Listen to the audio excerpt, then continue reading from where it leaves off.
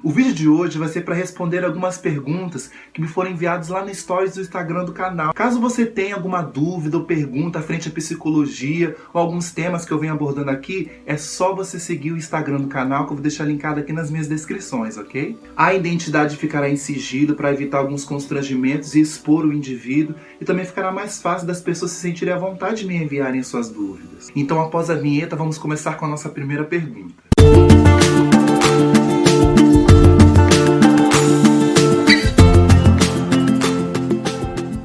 Então a nossa primeira pergunta é sobre por que algumas pessoas têm dificuldade de confiar no relacionamento atual por conta de relacionamentos anteriores. Nesse caso, se analisarmos o histórico de vida de alguma dessas pessoas que têm dificuldade de confiar no seu relacionamento atual por causa do seu passado, pode ser que algumas questões emocionais não foram bem resolvidas nos seus relacionamentos anteriores. Muitas das vezes, até a situação pendente em si de ambas as partes já foram conversadas e resolvidas, porém interiormente não foram cicatrizadas o suficiente. E quando entra para um novo relacionamento, o indivíduo pode trazer alguns problemas emocionais internos mal resolvidos para o atual. Lembrando que algumas feridas e traumas emocionais levam algum tempo para melhorar e serem superadas em si, mesmo que a relação não exista mais. Por isso é muito importante se dar um tempo antes de entrar em uma outra relação. E esse tempo pode ser curto ou longo, vai depender da pessoa e da situação, mas é muito válido se reestruturar emocionalmente antes de investir em outro relacionamento. E se a relação atual esteja passando por esse tipo de problema, no caso da pergunta confiança, tenha diálogo sincero das expectativas um do outro, seja claro no tipo de relação que pretende ter, seja paciente, empático, evite olhar a relação atual baseada no passado, lembrando também que as pessoas são diferentes, e não é porque a relação anterior te fez mal que a atual também vai te fazer. E a próxima pergunta é: você pode me explicar sobre o que é orientação sexual? Apesar de termos bastante conteúdo falando sobre sexualidade, ainda existe bastante desinformação e tabus a serem quebrados sobre isso. E é natural que as pessoas tenham dúvidas sobre sexualidade. Eu particularmente acho que não deveria se chamar sexualidade, mas sexualidades, porque ela é tão ampla, tão diversa, e as ciências têm trabalhado, estudado muito e até encontrado algumas dificuldades para definir algumas delas, já que nós seres humanos necessitamos ser definidos em tudo em nossa vida. Para facilitar, basicamente, é importante você enxergar a sexualidade como uma estrutura de 3 partes: sexo biológico, gênero e orientação sexual. O sexo biológico é um indivíduo que nasce biologicamente com um pênis ou uma vagina, ou ambos os sexos, que é o caso dos intersexuais. Inclui cromossomos, composição hormonal. E o gênero seria papéis culturais e sociais impostos, como masculino e feminino, ou seja, como um homem ou uma mulher deve se comportar de acordo com o sexo que ela nasce. E no caso da orientação sexual, que é a questão da pergunta, seria para que direção vai os seus desejos libidinais, sexuais, paixão, romantismo. Por isso que o termo correto é orientação sexual e não opção sexual, como algumas pessoas falam.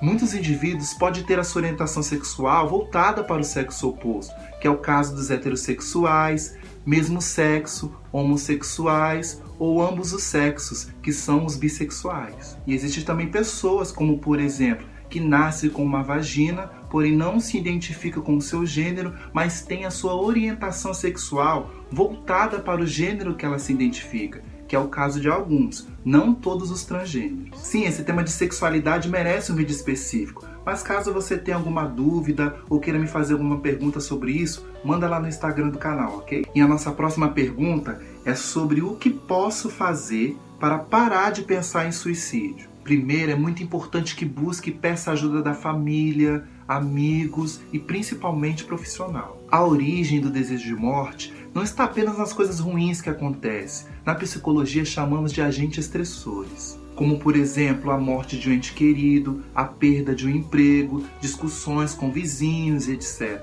O limite de capacidade de enfrentamento é o que pode causar o desejo de morte. morte. Para evitar esses tipos de pensamentos, dê tempo a si mesmo, por mais difícil que possa parecer. Adie por 2 dias os seus planos para você descansar e pensar sobre as coisas. Não tente lidar com isso sozinho. Uma das melhores maneiras de aliviar o estresse e a dor que se acumulou dentro de você é se abrindo com alguém, mas com alguém de confiança. Você também pode ligar para a CVV, Centro de Valorização da Vida 141. Se eu não me engano, eu disse sobre ela em algum dos meus vídeos anteriormente aqui no canal. Ok? Então não esquece de fazer isso. E também não se critique por ter pensamentos suicidas. A culpa não é sua por ter esses tipos de pensamentos. E não há nada para se vergonhar ou se sentir culpado. E isso também não faz de você uma pessoa ruim ou fraca. Você provavelmente está carregando um peso muito maior do que a maioria das pessoas estão carregando. E para você se sentir melhor, você precisa ser gentil consigo mesmo. Elabore também um plano de segurança para pôr em prática quando os pensamentos suicidas surgirem,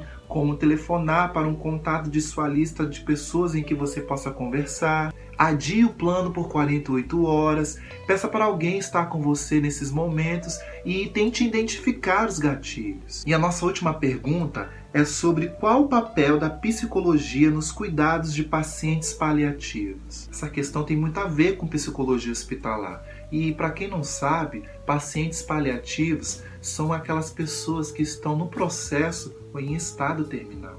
Os cuidados paliativos é um serviço fundamental na garantia de direitos, dignidade, qualidade de vida do paciente sem chances de cura em a proximidade com a morte. Para esses cuidados, é necessária uma equipe multidisciplinar preparada para lidar com o sofrimento humano e com a morte. O principal objetivo da equipe multidisciplinar de cuidados paliativos é ajudar a proporcionar uma boa morte para o paciente. Para essa finalidade, é necessário criar um vínculo de confiança na relação entre paciente, família e equipe, para estabelecer um plano terapêutico com assistência integral, atendimento digno e qualidade de vida do paciente como ativo no tratamento. E o papel da psicologia nessa equipe multidisciplinar é do controle da dor causado por outros sintomas, pelo estresse, dar assistência e a orientação sobre a morte como um processo natural. Dá também assistência familiar, garante a autonomia do paciente,